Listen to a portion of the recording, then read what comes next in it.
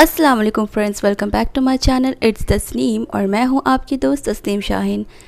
तो मैंने अपना एक series outfit from scratch for daily wear को ऑलमोस्ट ख़त्म कर दिया था। उसके बाद मैंने आपसे पूछा था कि नेक्स्ट कौन सा सीरीज़ मैं शुरू करूं, इंस्टाग्राम वायरल ड्रेसेस या किड्स वेयर। तो जितने भी मुझे वोट्स मिले हैं उसके अकॉर्डिंग आप लोगों ने पसंद किया है इंस्टाग्राम वायरल ड्रेसेस को। लेकिन फ़िलहाल मेरे पास ऐसा कोई ड्रेस नहीं है, ऐसा कोई आइडिया नहीं जिसको मैं आपके साथ शेयर करूं। इसलिए आज से मैं शुरू करने वाली हूं किड्स वेयर वाला सीरीज़। तो बने रहे मेरे साथ वीडियो के एंड तक।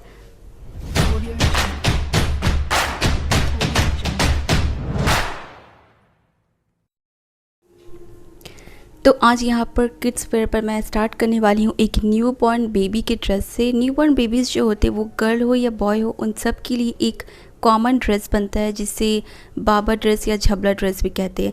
तो यहाँ पर मैंने कॉटन का फैब्रिक ले लिया है और इसको यहाँ पर मैंने 4th फोल्ड करके रख दिया है। इसके बाद मैं आपको बताती हूँ कि इसकी लेंथ और विड्थ कितनी है। देखिए, इधर बंद वाली साइड है और इधर मेरी ओपन वाली साइड है, चारों साइड से ओपन है उस तरफ से। तो अब सबसे पहले मैं ऊपर में फैब्रिक को एक स्ट्रेट लाइन ड्रॉ कर देती हूँ जिससे कि फैब्रिक जो है वो बिल्कुल सीधी हो जाए, क्योंकि नीचे की तरफ से जो तो फैब्रिक होती है वो थोड़ी कटी उटी होती है। तो वहाँ पर मैंने एक सीधी लाइन ड्रॉ कर दी। इसके बाद मैं जो शर्ट की लेंथ रख रही हूँ वो मैं 12 इंचेस रख रही हूँ। तो यहाँ पर मैंने 12 इंच पर मार्क कर दिया है और फिर मैंने 12 इंच पे एक सीधी लाइन ड्रॉ कर दी। इसके बाद हमें लेना है शोल्डर और नेक की मार्किंग करनी है। तो यहाँ पर क्योंकि न्यूबॉर्न बेबी है तो मैं यहाँ पर इसका शोल्डर 4 इंच पर मार्क कर रही हूँ और जितना शोल्डर रहता है आर्म होल भी उतना ही रखते हैं। तो यहाँ पर मैं आर्म होल को भी 4 इंच पर मार्क कर रही हूँ। मार्क करने के बाद मैंने यहाँ पर चेस्ट का मार्क किया 6 इंचेस पर। 4th फोल्ड है तो ये जब ओपन होगा तो आपका 24 इंचेस हो जाएगा। इसके बाद मैंने यहाँ पर आर्म होल का शेप दे दिया और नीचे की तरफ से मैं बस ½ इंच कम कर रही हूँ। आप चाहे तो 5.5 भी रख सकते हैं या फिर 6 पर भी आप मार्क कर सकते हैं। तो मैंने यहाँ पर 6 इंच पर ही मार्क किया है। तो देखिए, यहाँ पर मैं 6 इंच पर ही मार्क कर रही हूँ। आप चाहे तो ½ इंच कम या ½ इंच ज़्यादा भी कर सकते हैं, जैसा आपका बेबी है। अगर बहुत ज़्यादा हेल्दी बेबी है तो फिर आपको मेज़रमेंट जो है वो थोड़ा 1-1 इंच बढ़ाना पड़ेगा। वैसे अभी जो मैं आपको ये मेज़रमेंट बता रही हूँ ये नॉर्मल बेबी के लिए बिल्कुल परफेक्ट साइज़ होगा। इसके बाद मैंने साइड पर सारे मार्क को जॉइन करके एक स्ट्रेट लाइन ड्रॉ कर दी जो हमारी फिटिंग का निशान है, और फिर मैंने इसकी कटिंग कर ली। कटिंग के लिए मैंने यहाँ पर 1 इंच का मार्जिन एक्स्ट्रा रखा है। इससे ज़्यादा मार्जिन नहीं रखना है आपको, सिर्फ 1 इंच का मार्क आपको रखना है। ज़्यादा मार्जिन रखकर भी कोई फ़ायदा नहीं, क्योंकि ये बेबी ड्रेस है, न्यूबॉर्न बेबी के लिए ड्रेस कितना ही यूज़ होगा। तो यहाँ पर न्यूबॉर्न बेबी को सॉफ्ट स्किन होती है तो उनकी सॉफ्ट स्किन का ख्याल रखते हुए मैंने यहाँ पर सॉफ्ट सा कॉटन फैब्रिक यूज़ किया है। तो देखिए, यहाँ पर 2 पीसेस कट हो गए फ्रंट और बैक के लिए। अब मैंने यहाँ से हल्का सा ऊपर से शोल्डर को ट्रिम किया और बीच में एक सेंटर कट लगा दिया है। इसके बाद फ्रंट और बैक 2 फैब्रिक्स जो थे, 2 पीसेस को मैंने अलग कर दिया। तो देखिए, ये जो बैक वाला पीस है इसको बिल्कुल एज इट इज़ ही रखना है। इस पर कोई कुछ कटिंग करने की ज़रूरत नहीं, इसको जैसा था बिल्कुल वैसे ही रखना है मैंने। और अब यहाँ पर फ्रंट वाले साइड पर ये देखिए नेक की मार्किंग मैं कर लेती हूँ, क्योंकि नेक पर हम लोग पाइपिंग यूज़ करेंगे, कोई बकरम यूज़ नहीं होगा यहाँ पर।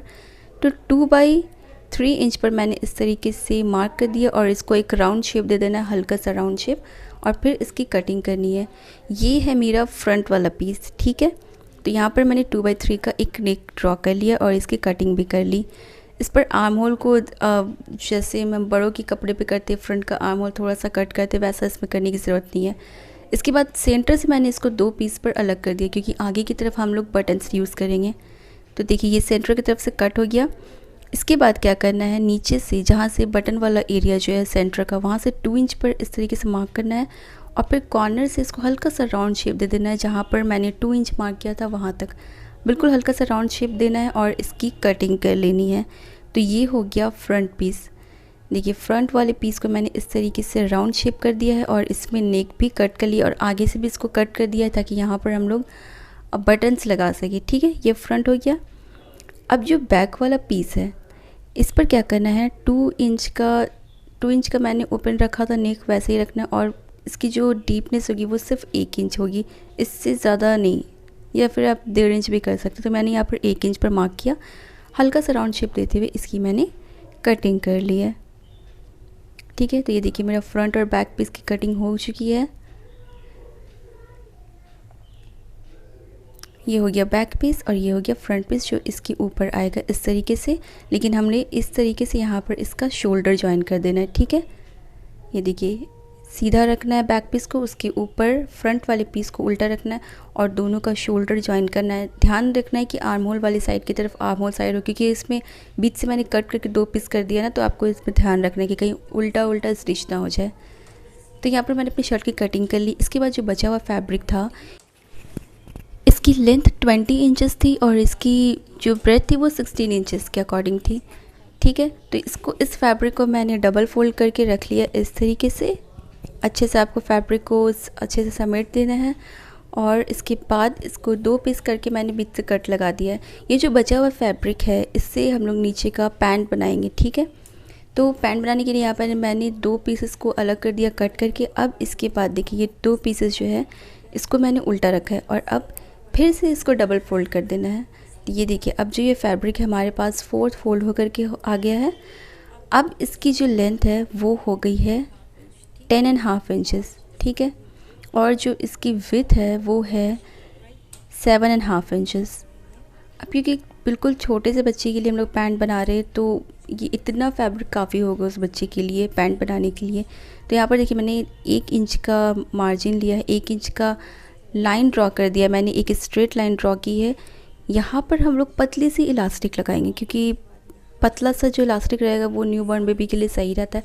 आपको 1 इंच या उससे ज़्यादा 1.5 इंच 2 इंच की इलास्टिक यूज़ करने की ज़रूरत नहीं है। बिल्कुल पतला सा इलास्टिक आता है सॉफ्ट सा, वो बेबी के लिए सही होगा।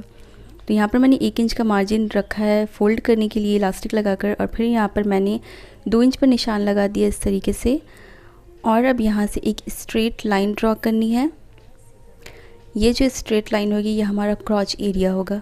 इसके बाद यहाँ से मैंने हल्का सा राउंड शेप दे दिया और अब इसकी कटिंग कर देनी है। और नीचे का जो फैब्रिक बच रहा था वहाँ से मैंने हल्का सा टेढ़ा जैसा एक मार्क लगा दिया है और अब इसकी बिल्कुल जो ये मार्क मैंने ड्रॉ किया था ना, इसी मार्क के ऊपर कटिंग करनी है। इस तरीके से मैंने यहाँ पर कटिंग कर ली और ये हमारी पैंट की कटिंग कंप्लीट हो चुकी है। इलास्टिक के लिए जो फैब्रिक है वो भी इसी के साथ है, कोई एक्स्ट्रा फैब्रिक नहीं लगाना है। नीचे से हल्का सा फोल्ड करने के लिए भी मैंने मार्जिन रखा हुआ है। अगर आपको लेंथ कम लग रही है, आपको लेंथ थोड़ी और ऐड करनी है, आपको फुल पैंट बनाना है, तो आप नीचे की तरफ और एक्स्ट्रा फैब्रिक यूज़ कर सकते हैं। तो ये देखिए इस तरीके से फैब्रिक को ओपन करना है और दोनों साइड का क्रॉच एरिया सिल लेना है। अगर एक्स्ट्रा फैब्रिक यूज़ करना तो आप कर सकते हैं। और ये देखिए ये मेरी शर्ट की कटिंग हो गई, ये हो गई पैंट की कटिंग और इस तरह का एक वाइट प्रिंटेड फैब्रिक। तो यहाँ पर मैंने एक मैचिंग का फैब्रिक लिया फैब्रिक को, और ये जो फैब्रिक है अगर आपको पता नहीं है कि पाइपिंग के लिए तिरछी उरे पट्टी या तिरछी पट्टी जो कहते हैं वो कैसे निकाली जाती है, तो मैं आपको इस वीडियो पर ये भी बताती जाती हूँ। देखिए फैब्रिक जो होता है उसको इस तरीके से जब आप ट्रायंगल फोल्ड करेंगे तो खींचने पर एक खिंचाव आता है, एक इलास्टिसिटी होती है फैब्रिक पर, और बस इसी तरीके से आपको उरे पट्टी निकालनी होती है। तो ये एक स्क्वायर फैब्रिक था, इसको मैंने इस तरीके से ट्रायंगुलर शेप पर फोल्ड कर दिया और अब यहाँ से 2-2 इंच पर मार्क करते जाना है, एक स्ट्रेट लाइन ड्रॉ करनी है और बिल्कुल उसी तरीके से तिरछी तिरछी ये सारी फैब्रिक जो इसको कट लगाते जाना है। और इस तरीके से मेरा बहुत सारा उरे पट्टी कट करके निकल जाएगी, जिसको हम लोग पाइपिंग या उरे पट्टी की तरह यूज़ करेंगे। तो किसी भी कपड़े में अगर आपको पाइपिंग लगाना हो या उरे पट्टी लगानी हो या बैक, अब देखिए मेरे पास ये ढेर सारी उरे पट्टी की कटिंग हो चुकी है। अब क्या करना है, सबसे पहले इन पट्टियों को जोड़ना है, अटैच करना है एक के साथ एक। तो देखिए इस तरीके से मैंने सारी पट्टियों को एक के साथ एक अटैच कर दिया है और एक लंबी सी ये जो है पट्टी स्ट्रिप बन के तैयार हो चुकी है। ठीक है, अब इसको क्या करेंगे, सीधी तरफ से इस तरीके से डबल फोल्ड कर लेना है और डबल फोल्ड करके यहाँ से एक सिलाई लगा लेनी है कॉर्नर पर और ये पूरी पट्टी पर सिलाई लगा करके इस पट्टी को तैयार कर लेना है।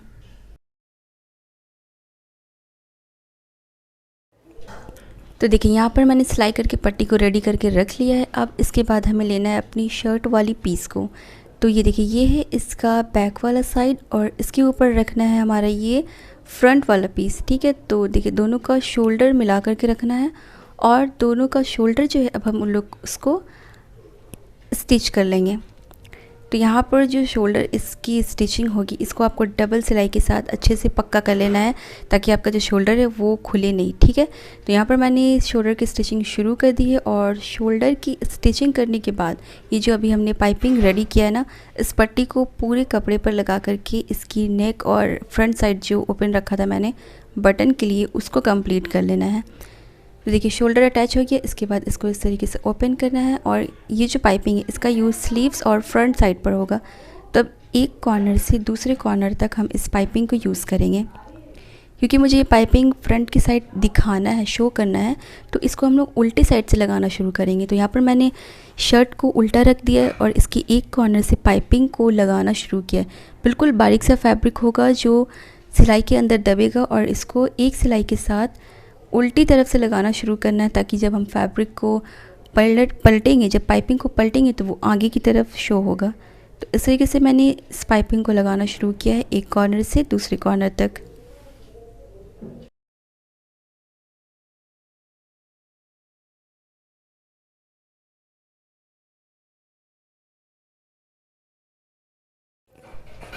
अब देखिए यहाँ पर जो पाइपिंग है उसको मैंने लगा करके एक स्टिच के साथ कंप्लीट कर दिया। अब क्या करना है, जहाँ जहाँ पर ये राउंड फोल्ड हो रहा है वहाँ पर हल्की सी कट लगानी है, सिर्फ कपड़े पर कट लगानी है, सिलाई को नहीं काटना है।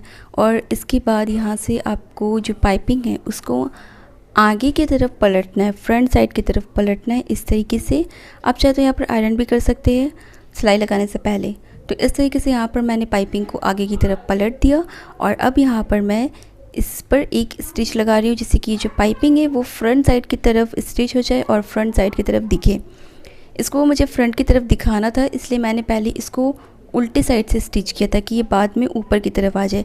अगर आपको पाइपिंग जब आपको लगानी हो, अंदर की तरफ फोल्ड करना हो, तो आप फैब्रिक को सीधी साइड से पाइपिंग लगाएंगे तो वो अंदर की तरफ फोल्ड हो जाएगा। तो देखिए यहाँ पर मैंने पाइपिंग लगा करके इस तरीके से कंप्लीट कर लिया है नेक और फ्रंट साइड को। सेम इसी तरीके से मैंने दोनों साइड की आर्म होल पर भी पाइपिंग लगा लिया। और अब ये जो बैक साइड का फैब्रिक खुला बच गया था ना, इसको मैं यहाँ पर डबल फोल्ड कर दे रही हूँ सिंपली। अगर आपके पास पाइपिंग एक्स्ट्रा हो तो आप यहाँ पर भी पाइपिंग का यूज़ कर सकती हैं या फिर सेम फैब्रिक यूज़ कर सकती है जिसको मैंने यहाँ पर पाइपिंग के लिए यूज़ किया था। पर यहाँ पर मेरे पास वो फैब्रिक नहीं बचा था तो मैं सिंपली इसको डबल फोल्ड करके स्टिच कर दे रही हूँ क्योंकि ये वैसे भी बैक साइड की तरफ जाएगा। तो यहाँ पर मैंने इसको डबल साइड कर दिया है, देखिए डबल फोल्ड कर दिया। अब साइड के फैब्रिक्स को इस तरीके से मिला करके पिन लगा लेना है और जो साइड की फिटिंग वाली सिलाई है वो सिलाई ले लेनी है। तो यहाँ पर मैं फैब्रिक को मिला रही हूँ आर्म होल से लेकर के नीचे तक, बिल्कुल बराबर से आपको मिला लेना है। और फिर आप चाहे तो पिन लगा ले, सिलाई की मार्किंग कर ले फिटिंग की और फिर उसके ऊपर आपको लगानी है सिलाई। अब देखिए यहाँ पर मैंने फिटिंग की सिलाई भी लगा ली है। दोनों साइड आपको इसी तरीके से डबल स्टिच लगाना है ताकि अच्छे से इसकी स्टिचिंग हो जाए और फैब्रिक के खुलने का चांस ना रहे। यहाँ पर मेरी शर्ट की जो स्टिचिंग है वो बिल्कुल कंप्लीट हो चुकी है। अब सिर्फ यहाँ पर मुझे बटन्स लगाना है।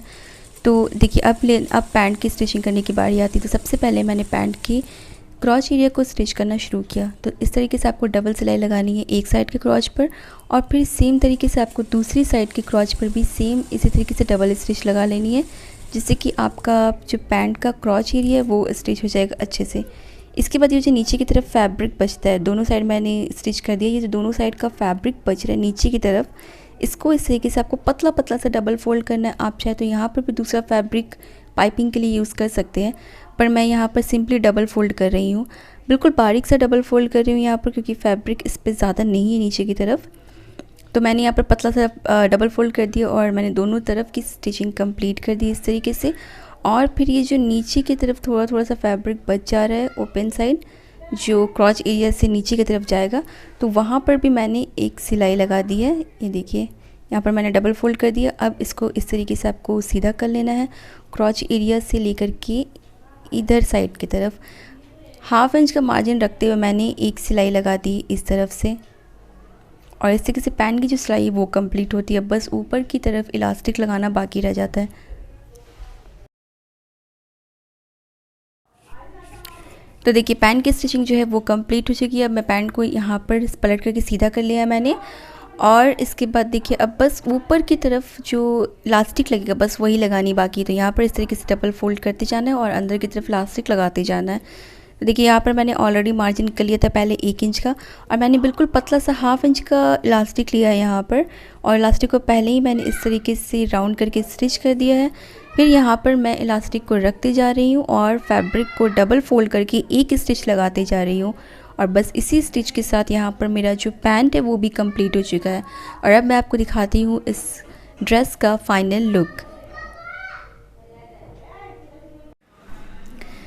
तो यहाँ पर मेरा ये ड्रेस बन करके कंप्लीट हो चुका है, और इस ड्रेस पर मैंने यहाँ पर 3 छोटे छोटे से बटन्स भी लगा दिए हैं, और इसके साथ आज का ये वीडियो और ये ड्रेस भी कंप्लीट होता है। ये था न्यू बॉर्न बेबी ड्रेस, इसको मैंने आज अपलोड किया है, और ये मेरी इस सीरीज़ का किड्स वियर सीरीज़ का पहला ड्रेस और पहला वीडियो था। इसके बाद मैं आगे आपको और भी बहुत सारी बेबीज़ की, जैसे 1 ईयर बेबी, 2 ईयर बेबी करके इस तरीके से मैं आपको 12-13 साल के बच्चों तक के बहुत ही अच्छे अच्छे ड्रेसेस के आइडियाज़ और डिज़ाइनिंग बताऊंगी। तो इसके लिए आपको सबसे पहले तो मेरे चैनल को सब्सक्राइब करना पड़ेगा, और आपको कमेंट करना पड़ेगा कि आपको ये ड्रेस कैसा लगा। तो प्लीज़ मुझे कमेंट करके ज़रूर बताएं, और मेरे वीडियो को लाइक करें और ज़्यादा से ज़्यादा शेयर करें। तो मिलते हैं नेक्स्ट वीडियो पे, तब तक के लिए बाय बाय, टेक केयर, अल्लाह हाफिज़।